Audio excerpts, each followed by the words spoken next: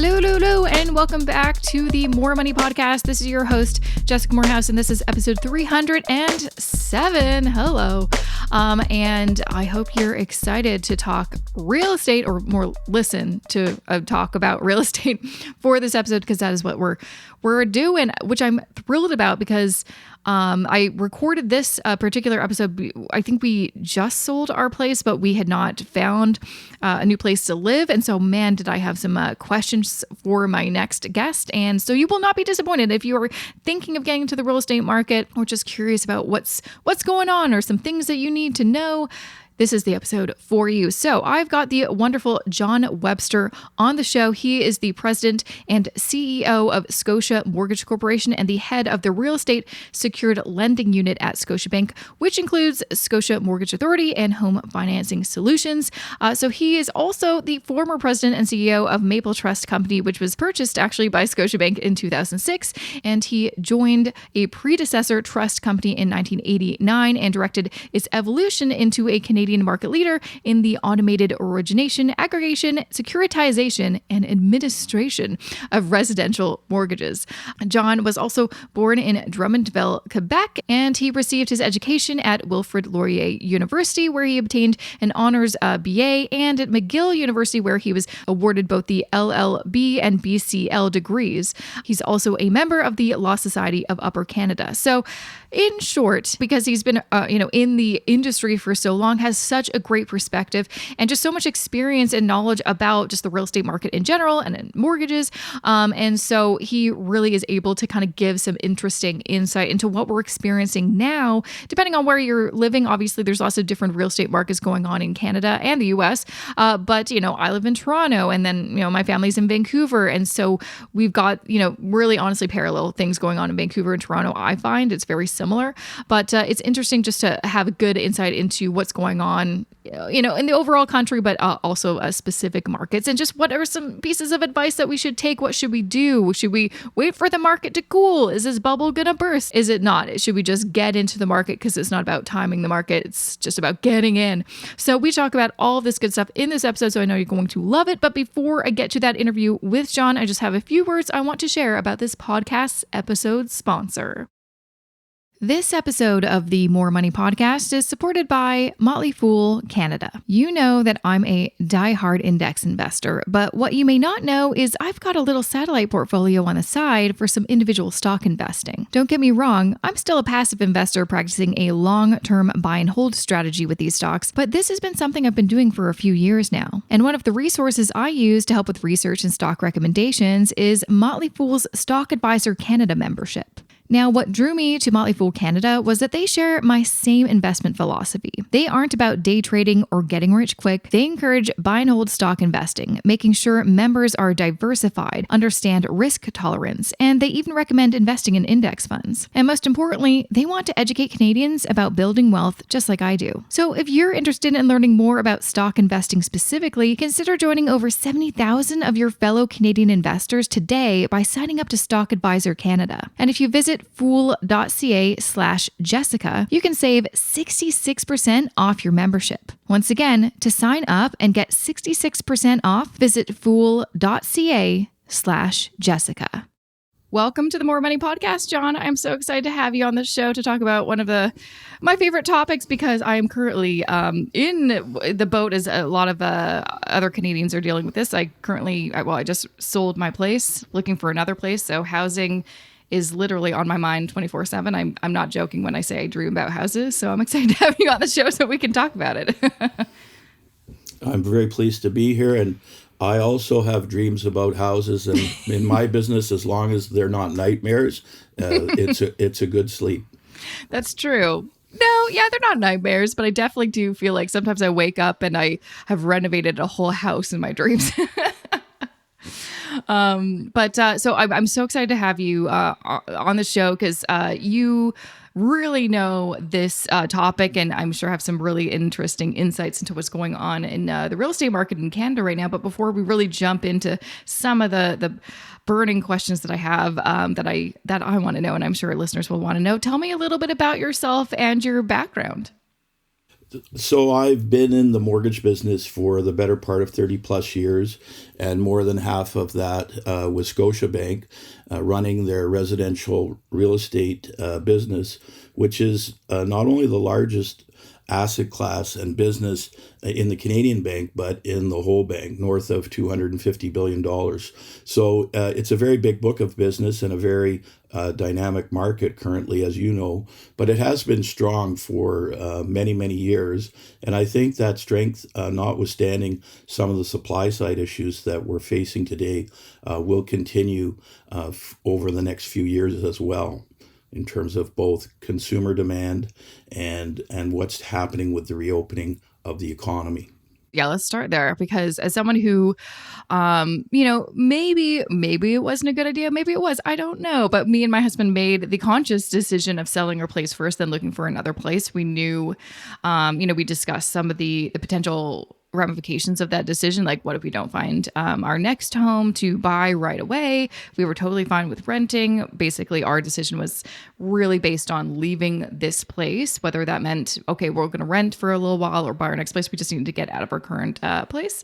But one thing that we realized after selling and thinking, oh, that was the hard part, was, wow, it's fascinating, because it has been, I guess, over 5 years since since we bought this townhouse, and we live close to downtown Toronto in this townhouse. And back then it was a hot market, and even before that, a couple of years before that, that was the first time we looked for houses. Actually, I think this is probably going back to 2014 or 2015, and we're originally from Vancouver, and so it's always been a hot market there for like decades, basically. And so when we went to move to Toronto, we're like, oh, it didn't feel like it was as aggressive a market as Vancouver. We're like, oh, this might be a good time to buy a home. And I swear, is like right as we decided to look for a house in Toronto, that's when things started heating up, and we're like, okay, maybe bad timing again.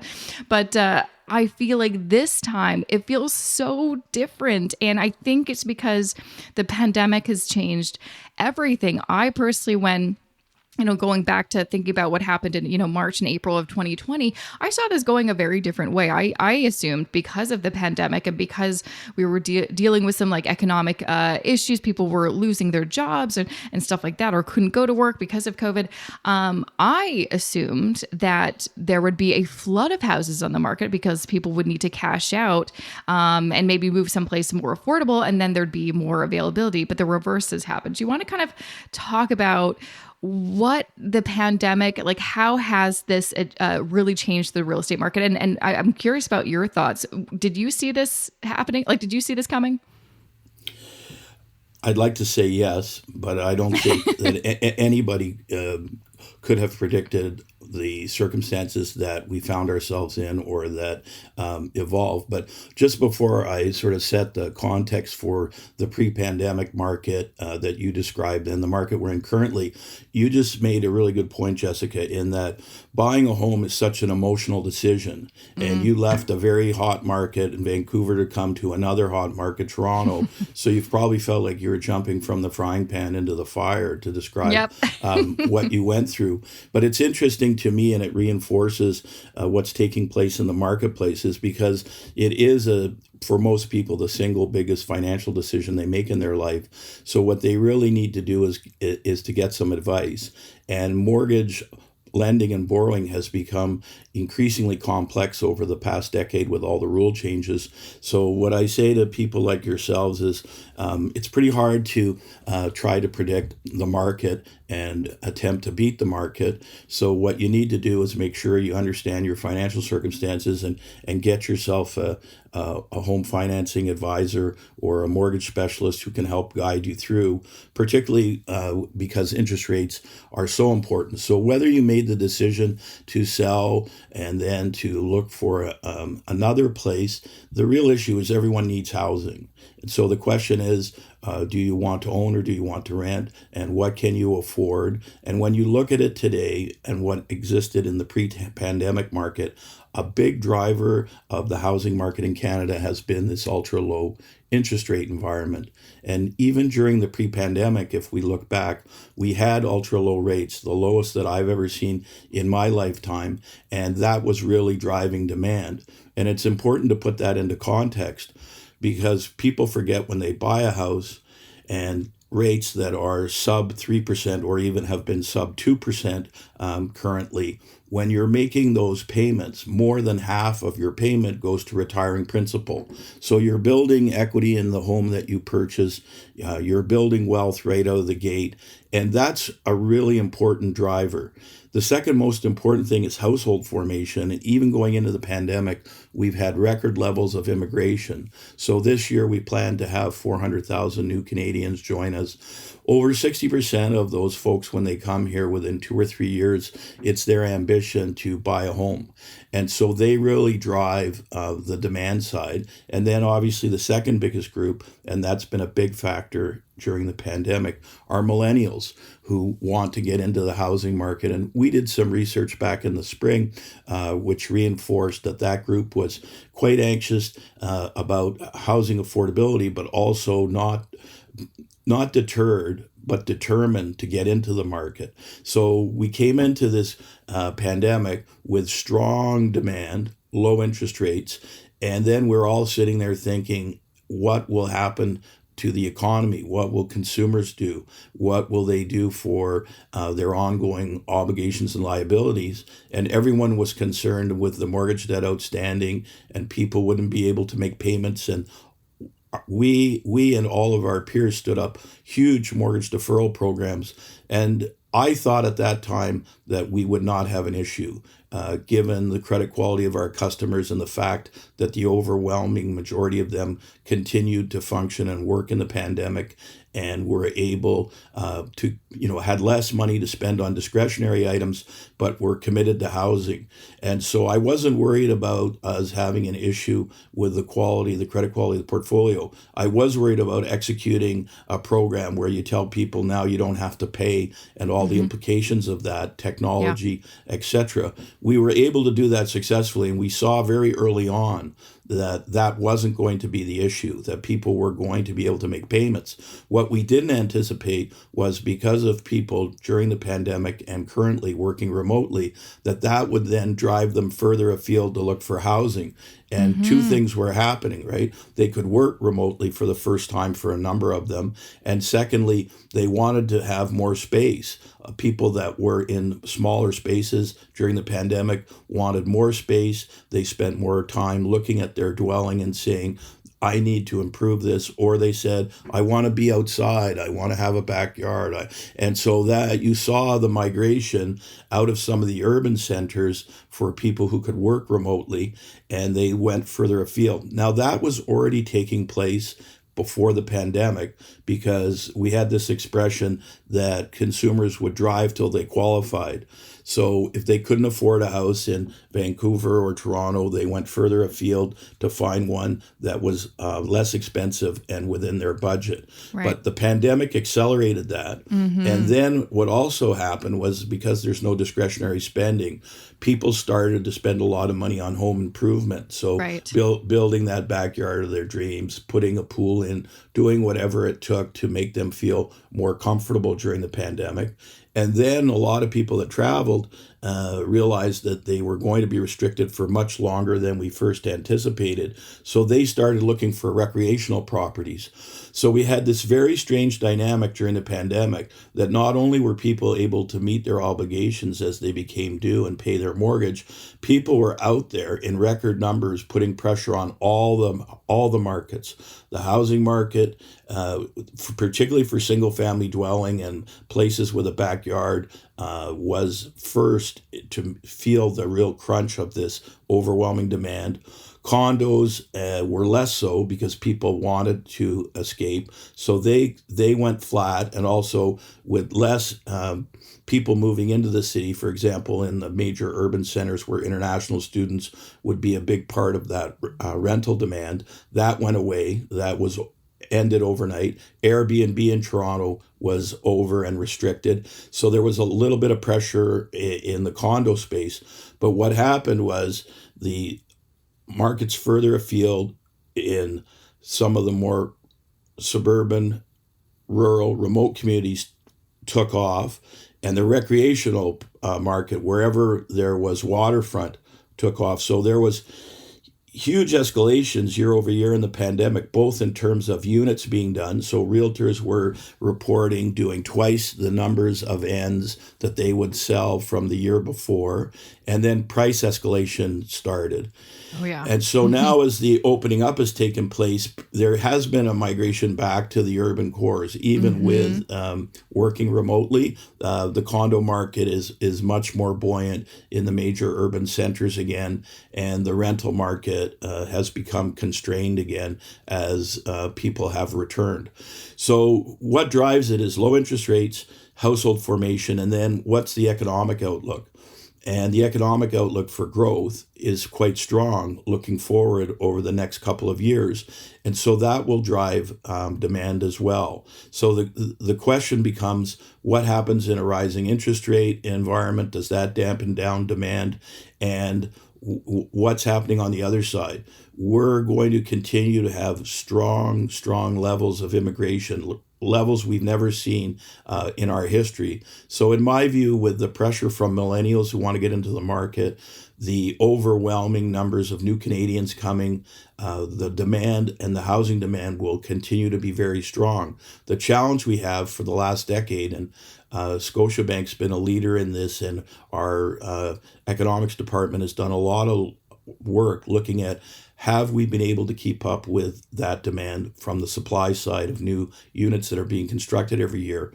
And it's, our estimate that we've been, for the past 10 years, falling short by more than 100,000 units a year. Wow. So I think, unfortunately, that demand will drive the pricing. The other thing that's been a bit of a volatile element has been the pandemic itself. So every time there's been a variant, what you saw in the resale market, for example, you saw this overwhelming demand, even though people couldn't go to an open house or do the visit, they were doing it virtually, or they were making offers without having spent a lot of time in the property because there were so many people bidding on so few houses.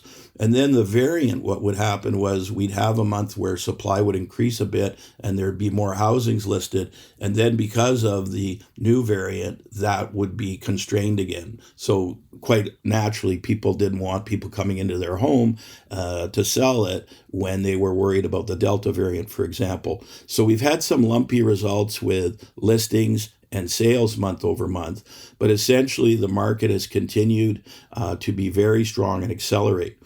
I don't think that level of strength that we had in the curious circumstances where all these forces came into effect during the pandemic, where everyone was interested in buying real estate, will continue.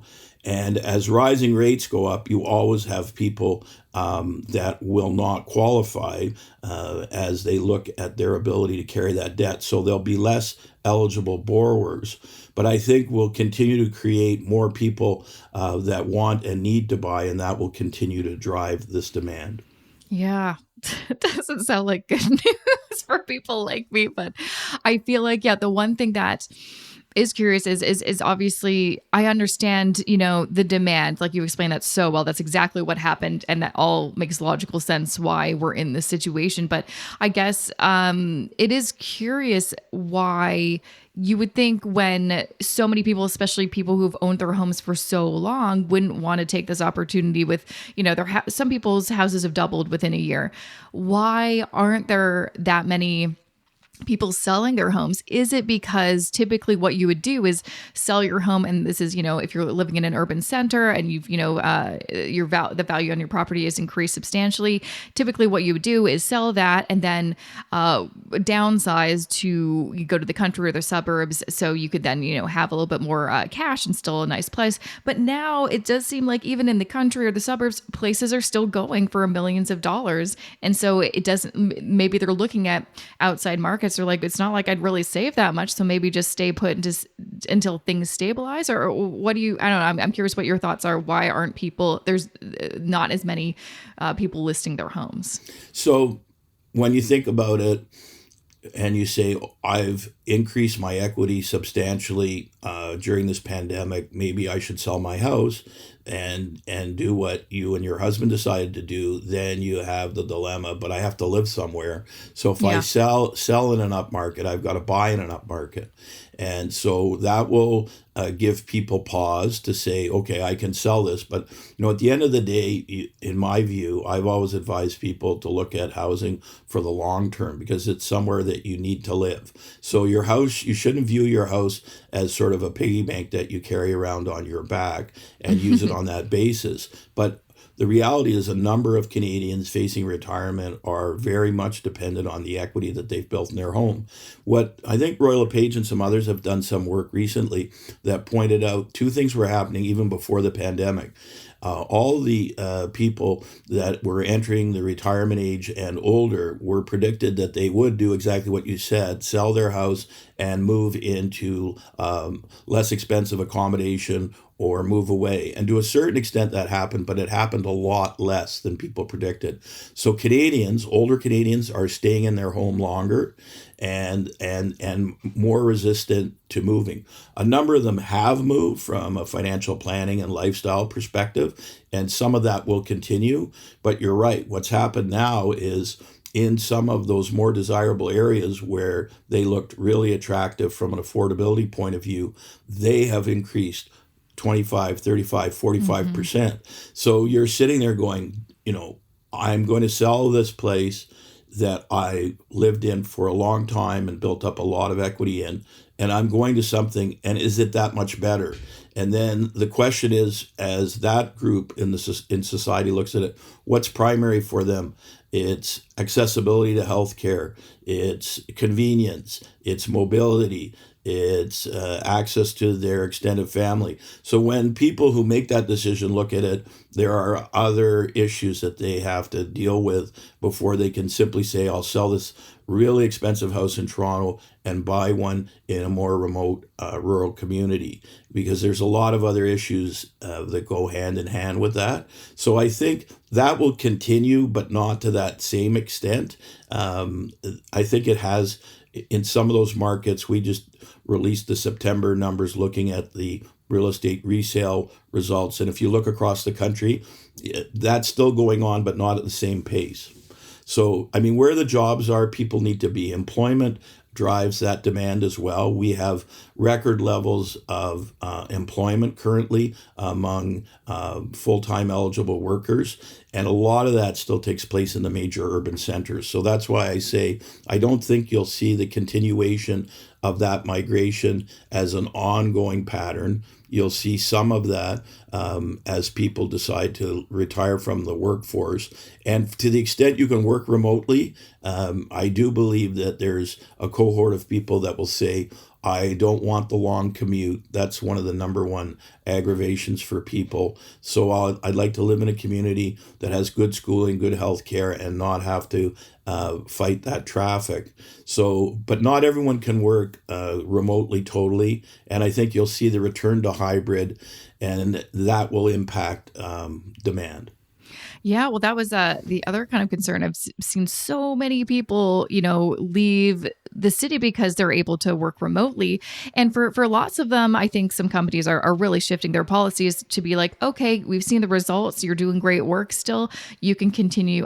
For me, from like a business perspective, it makes sense to let go of your very expensive, business or building downtown at least, and let your workers work remotely if you're getting the same, results and everything's going fine like that. That just seems logical to me. And also workers love, in general, especially younger people like millennials, they do like to work remotely. But I know there's going to be a number of companies that are like, all right, this pandemic is over or it's safer now. We want you back in the office. And a lot of people have like moved out of the city and they're like, I don't live near that office anymore. One of the things that I think about is like, is that going to cause maybe the prices in some of those places that, people move to, the country, the suburbs, to maybe decrease? Because maybe a lot of, maybe more listings will come up there because people are leaving to go back downtown. But then will that put pressure on prices in the downtown core again? It will, and I think that the jury's still out on what you described in terms of return to work. I think most major Canadian employers like ourselves are going to put the health of their employees first, and not require anyone, whether it's for productivity gains or not, to return to the office if we don't feel they're safe. So I think that'll be a staggered approach. But a lot of employees that we survey, they want to work in a group setting, if not all the time, part of the time, and some of the activities that we engage in as a business require some face-to-face interaction. And then having said that, if you walk down the pathway in Toronto, it has been very desolate throughout the pandemic. Oh, I know. It's weird. It feels very strange. It's very dystopian, but it hasn't returned anywhere near to normal. And I think as that will be what I will use as the canary in the coal mine when I walk down the pathway and see a return to life. But I think that you will see people returning. You will see a lot of companies working a hybrid model. A lot of people were working remotely for part of their duties and responsibilities anyways. In our business, we've worked remotely for many, many years. So it was a little bit easier for us to adapt. And certainly the industry, we're trying to move in a virtual fashion so that customers have the ease of fulfillment and can interact digitally. We have a digital channel we developed called eHome that allows the purchaser. So say if you wanted to go out and do everything just on your laptop, from making your application all the way through to funding, you could do that, save and accept, going to your lawyers to pick up the keys. And recently we added switches, which is if you were with one of our competitors and wanted to move to us, you can do all of that digitally. So you don't have to go where people are, and you can do it yourself and upload all of your necessary documents in order to get the deal done. But I think people are social animals too, right? And they want to interact with others. So I'm always nervous when people say, "Oh, this will be a trend that continues." I think it is a trend, but it's a trend with a lot of underlying reasons.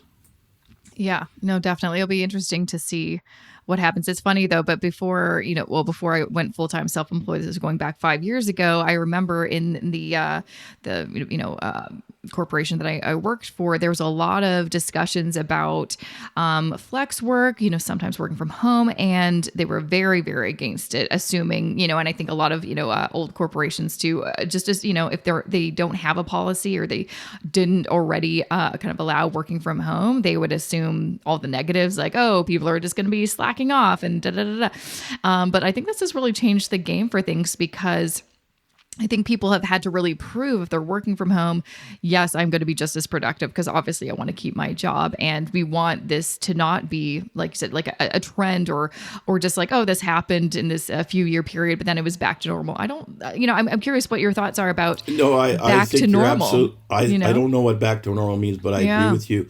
I think that what I've witnessed more than anything in terms of the remote work has been higher productivity, but more of a risk that, ironically, that the life-work balance could be more out of sync, because you are at home and you don't tend to make that time for yourself and for the things that you might have done when you left the office and came back. And so people were working longer hours, and I think that there's a rebalancing that had to take place. I know within our own business that people had to check themselves because they were working from home, but they were working longer and harder. And that's something that you need to pay attention to, because your human capital is the most important. I think that trend in terms of remote working, where it's appropriate and it works and technology allows it, and it's good for whatever business you happen to be in. We're in a customer facing business.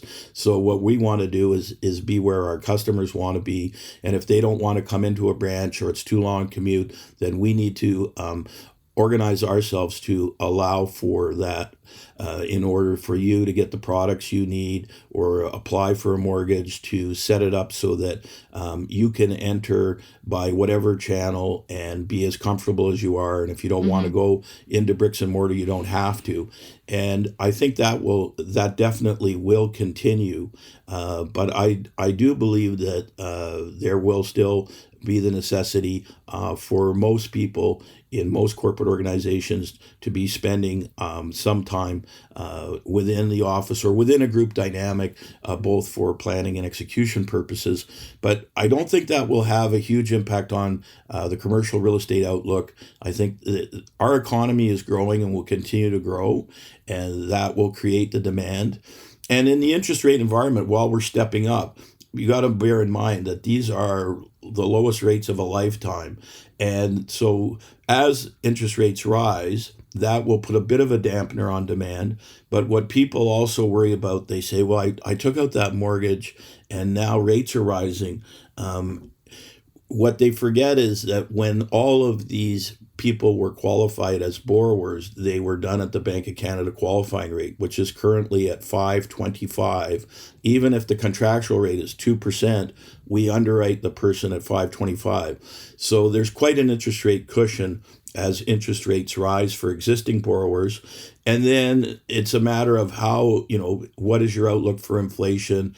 How high do you think rates will rise? I think we've got quite a bit of room in the next 24 months that will mean that historically these rates will still be very attractive for people like yourselves that want to buy.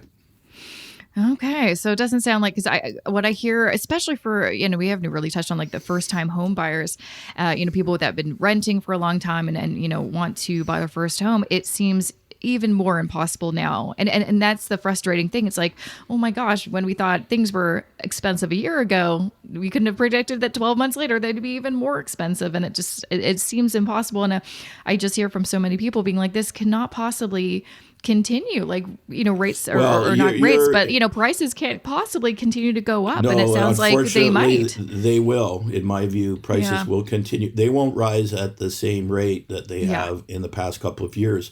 But we do have, I think, the best first-time homebuyer program in the world in Canada. If you're a first-time home buyer, the high ratio program that is sponsored by the government's covenant through CMHC or through Sagan or through Canada Guarantee allows first-time home buyers access to the market in a sane and sensible way. The challenge is the caps and the limits for that program make it virtually impossible for a millennial in Toronto or Vancouver to be eligible. If you're in a marketplace where the real estate is less expensive, the program, in my view, works very, very well. What they can look at is increasing that cap. I think that program has been successful. When there has been some debate about it, it's attracted more heat than light. But it is, millennials should not be discouraged. I had this discussion over the weekend with the notion of, if you're a millennial and you're renting now, should I rent or should I buy? And, people feel, the market will continue to increase, I better get in now.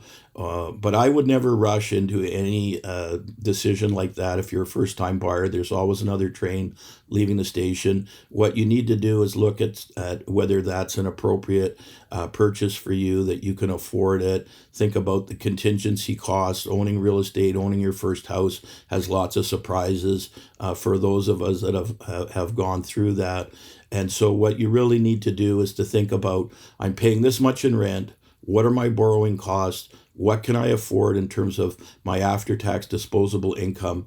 And if you're in that position, I always advise buy, because as I said before, every payment, whether it's biweekly or monthly, you're creating equity.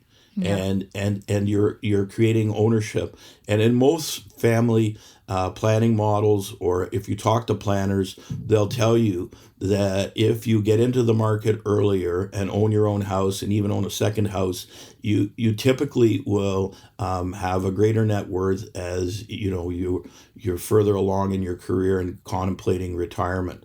So I think that's why you see millennials still saying, yeah, it's crazy expensive, but I want to be a homeowner. Yeah. Yeah, exactly. It's like I don't know anyone that doesn't really, I mean, there's the benefits that, I used to talk to people about, not owning and renting. A lot of it had to do with like freedom and flexibility of like, oh, I can travel or I can move. And then we were all stuck in the pandemic. We couldn't travel. We couldn't even, I mean, is just in this past summer, I was able to go back to Vancouver to visit my family. So we couldn't even travel really within the country.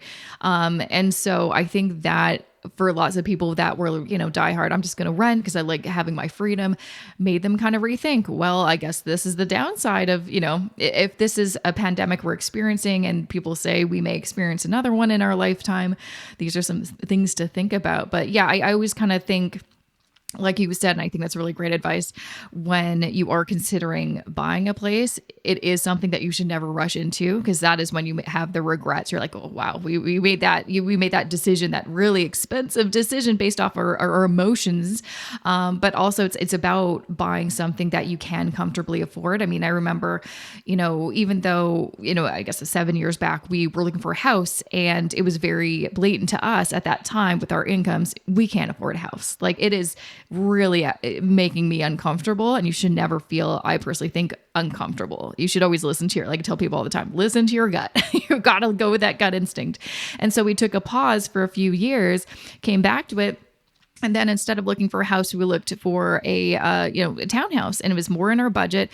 And it really, so it was the best decision we could have made. Lots of people are like, oh, didn't want to, if you bought a house, it would be worth this now. I'm like, I understand. But for like monthly cash flow, it gave me the opportunity to leave my corporate job to start my own business. Whereas if I had a really hefty mortgage payment and higher property taxes, I may not have left my corporate job because I'd be afraid that I wouldn't be able to make the payments. And so there's lots of things to think about. And, and again, it's a very personal decision, but I always kind of say it's expensive to buy, but still there's lots of things that you can do. Maybe it doesn't mean buying a house right away, or maybe it does mean buying outside of the city and kind of figuring that out. But it's never a good idea to just rush into things or buy a house with FOMO, the fear of missing out. It is more difficult for self-employed to get mortgages, and has been, in terms of what qualifies for income over the last several years, because of regulatory changes that have been made.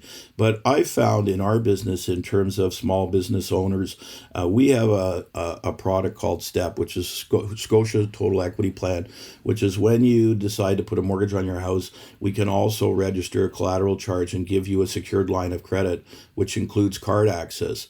And what I've found with small business owners, what they like is that you have that flexibility. So as you build the equity in your home, that borrowing limit is there, even if you don't use it. So then say you do decide that you want to make an investment in the market, or you want to do a renovation, you've built up the equity and you can access it quickly and inexpensively. And small business owners have been attracted to our STEP product in particular, because it gives them additional flexibility with their business pursuits as well, to marry that with their home ownership. So I think that you make a very interesting point when you say, it's such a big decision that you had to make a career choice and it might be dependent on it. And I think that's why there are so many elements of it that suggest that you really do need to think about this. It can't be an emotional decision, right?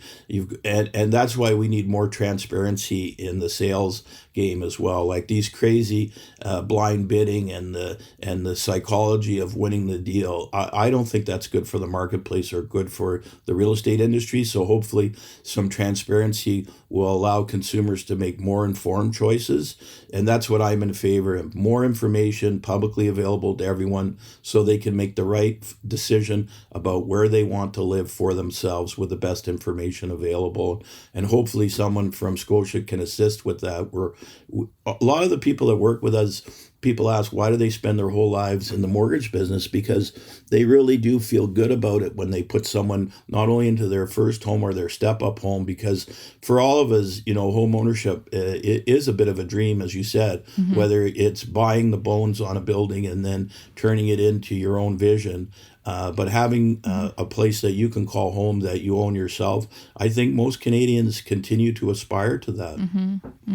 Yeah, no, I agree. But yeah, I totally agree about the transparency. As someone who's, been shopping for a house for about a month now, it again, like I kind of mentioned earlier, it feels so much different than the last time we put bids on places. It makes no sense. I mean, back in the I guess it has been like everything sales it was selling for over asking, back when we first looked 7 years ago, but now it doesn't make any sense. Like you're trying to do the math. You're like, if something's listed for $1 million, they actually want 1.2 million.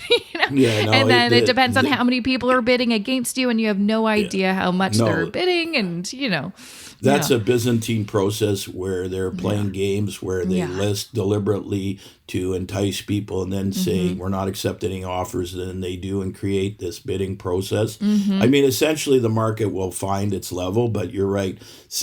I read every day to look at some of the recorded events of how much people paid over asking. Oh, yeah. And some of that just doesn't make sense to me, right? So I think that's why you really do, when you're making this decision, make sure you get the best advice available to assist you, because if you make a mistake, as you said, it can be costly. And plus, I think that realtors, most of the really good ones, know that the industry overall needs to up their game in terms of transparency and some rules around selling.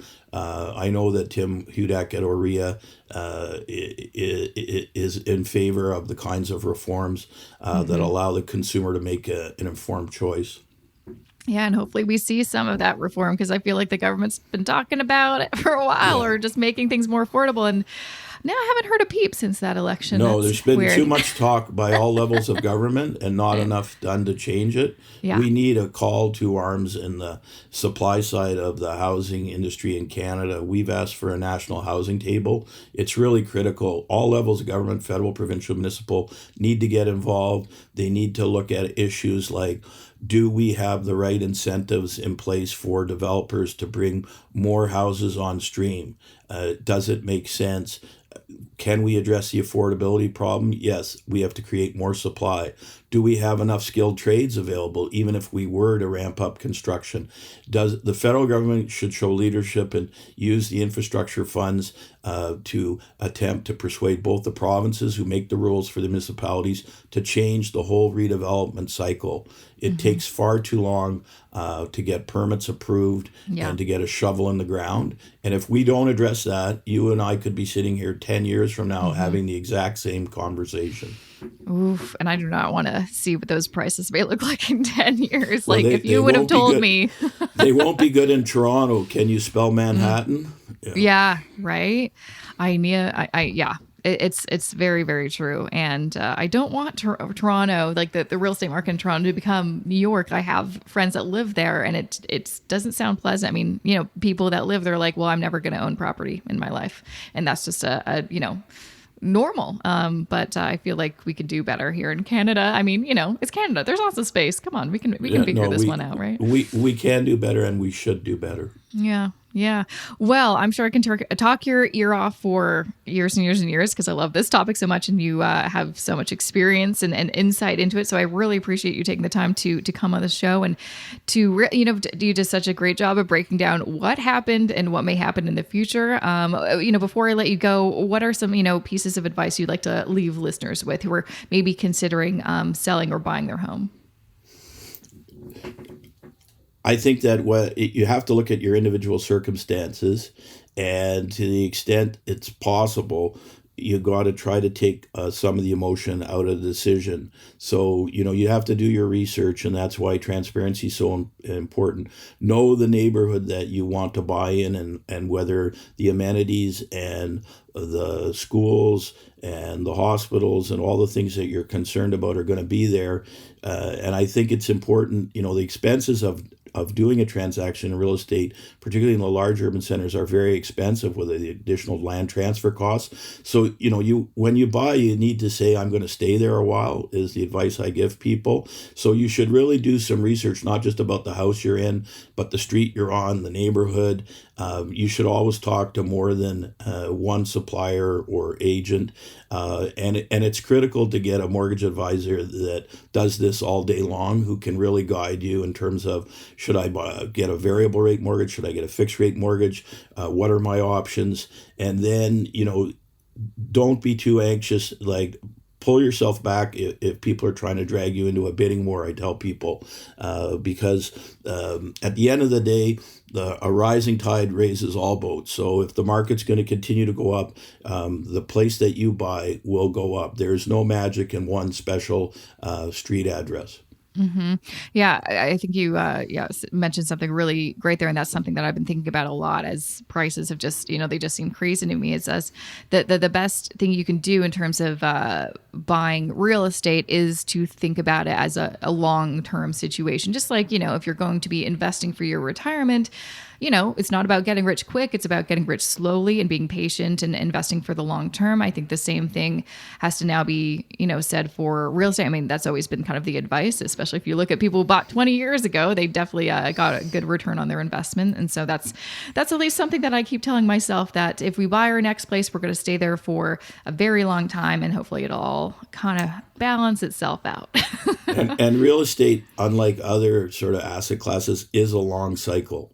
So, when you're involved in the real estate, whether it's for development or investing, you really have to look at a longer term horizon than you would if you're looking at other classes of investment.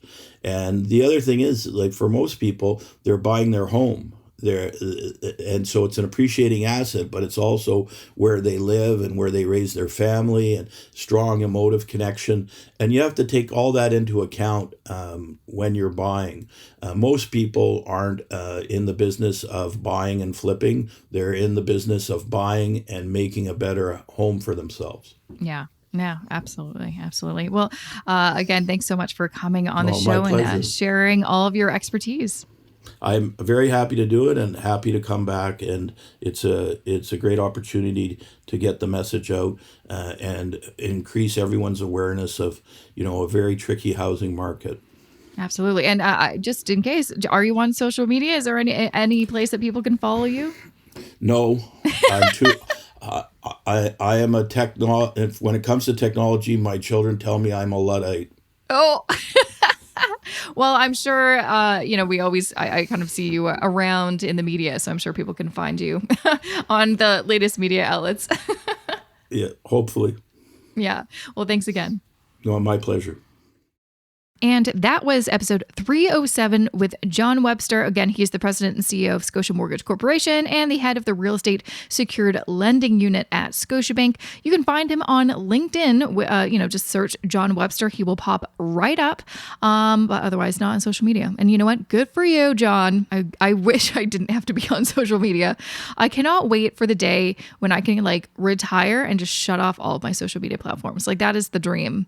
Sad dream, but it's still a dream. Anyways, so hopefully you enjoyed this episode. If you're wondering also if if I personally have some more resources and information about, home buying and mortgages, you bet I do. Number one, I've got actually some, helpful guides in my free resource library. So make sure to check that out. Just go to jessicamorehouse.com/resources. But I will also direct you to my YouTube channel. I've, of course, because I've gone through this myself recently, selling my home, buying a home, I've got a few recent videos about my experience. So make sure to check me out on YouTube. You can just Google Jessica Morehouse or go to jessicamorehouse.com/YouTube and it will direct you right to my page. Okay, I've got lots of things to share with you, so do not go away. Just stick around, have a few words I want to share first about this podcast's episode sponsor. This episode of the More Money Podcast is supported by Motley Canada. Interested in leveling up your stock market knowledge and skills? Want to dip your toes into investing in individual stocks by taking a methodical get-rich-slowly approach? Then consider signing up to Stock Advisor Canada. I've personally been a member for 2 years now, and I'll tell you why as a loud and proud index investor I signed up. Because they are all about playing the long game. You won't see them promoting hot stocks you can flip for supposed quick profit. They are focused on educating Canadians about long-term stock investing and even recommend holding stocks for at least 5 years because, as we all know, patience is an investor's greatest asset. Not only does membership include buy and sell recommendations, weekly updates, special reports, and member forums, it also has their premium hub with members-only live streams, exclusive videos, and more. So no matter if you want to start start investing in stocks or just improve your overall investing knowledge, consider joining over 70,000 of your fellow Canadian investors today by signing up to Stock Advisor Canada. And if you visit fool.ca/Jessica, you can save 66% off your membership. Once again, to sign up and get 66% off, visit fool.ca/Jessica. Okay, so first I want to remind you, as I mentioned on last week's episode, I have a book giveaway and I'm going to be drawing winners probably actually at the end of this month because now, since my sister Sarah is my assistant, that's actually the task I've given her for the giveaways. She's the one who emails all of the winners and, mails out all the books. So you're going to want to take advantage right now. All of the books that are featured on this season, including a future episode that will air at the end of the season. I think it's the last episode, 310. So that'll be at the end of the month. All of the books that I'm going to be giving away are on the webpage, jessicamorehouse.com/contest. You can also find the link in the show notes, jessicamorehouse.com/307 is where you can find the show notes for this episode. And another reminder, you can find details about every, guest and past podcast episode for a particular episode. If you just go to jessicamorehouse.com/podcast, that is where you can find all of my past podcasts, but also jessicamorehouse.com/307. Well, that's 307 is this podcast episode, obviously, but for a different episode, you would just go jessicamorehouse.com/the number of that episode. That is where you find all that information. I also want to kind of, give you a little, insight into what I've been working on. I'm always working on stuff, right? But one thing that I've been really eager to get done, and it's taking a long time. I do blame me, trying to work with this one web developer and her ghosting me. So cool. Thanks for that. But anyways, I'm going to be redoing my website. So if you don't know, I've been doing this for a while. Like I started my blog 10 years ago and it has gone through many iterations, and the latest website, that's fine. I mean, it's not the worst thing in the world. I built it myself. I built pretty much most of my websites except for my early days ones. I actually got my older sister Anna to build them. And then eventually I'm like, okay, I'll try to figure this out on my own with WordPress. Anyways, we've gotten to a point in my career where I'm like, Jessica, why are you trying to build your own website? Why are you doing that? You don't need to do that. You're not a professional web developer or a web designer, and we can outsource that now. We can do that. And so letting go of that, which has been hard because it's like I've always done it myself. And so that's what I'm going to be working on in the new year. I hired a web, person, and she's going to make me a wonderful website, and I honestly cannot wait. Also, we'll be getting some new headshots. It's time just for kind of a revamp of the brand. I've got some new brand colors and fonts I've been trying to slowly integrate into all of my platforms and stuff. So anyways, that's happening, and very excited to have a new website soon. Hopefully it'll be better than the one that I tried to make myself, which is fine. But when you look at a professionally made website, you can tell that it's someone made it themselves. So anyways, last thing I do want to remind you about is my investing course, Wealth Building Blueprint for Canadians. If this is something that you've been thinking about, applying for or, potentially enrolling in, this is the time you're going to want to do it. So make sure to book a call with me before the end of the year, because as of January, I will be increasing the price. So if you just go to jessicamorehouse.com/WBB, honestly, if you just go to jessicamorehouse.com, it's right on the front homepage. But you're going to find more information about what's actually in the course. It's very comprehensive and, really takes you from, if you're a total beginner when it comes to investing, or you maybe aren't, but there's a lot of kind of gaps in your investing knowledge. We fill all those gaps, and then I show you how to build your own investment plan and start investing in a passive way by building your own portfolio or using a robo-advisor, and just all the key things you need to know to be a savvy passive investor. So jessicamorehouse.com/WBB is where you can do that. If you apply, if you kind of make the cut, you're an appropriate candidate, because basically you just won't get in if you're looking for something about cryptocurrency or hot stocks or stuff like that. This is a index ETF, how-to course. So, that's what's going on. That's why I have the application process. And then you have a call with me and see if it's the right fit for you. And do it before the end of the year because the price will increase. So that is really it for me. Like I mentioned, we've got, we only have 3 more episodes left. So we have 2 episodes exciting. 2 episodes next week, and then we're going to wrap things up. I'll just tell you right now. I'm going to wrap it up with one of my favorite guests of all time, Andrew Hallam, who's the author of Millionaire Teacher, one of my favorite books of all time. He has a new book coming out, and we talk about it. So that will be December 22nd. Gosh, we're really getting close to Christmas and New Year's with that date, but here we are. So lots of exciting things to look forward to. So thanks again for listening, and a big shout out to my podcast editor, Matt Rideout. I will see you back here next week with a fresh new episode of the More Money Podcast. Have a good rest of your week.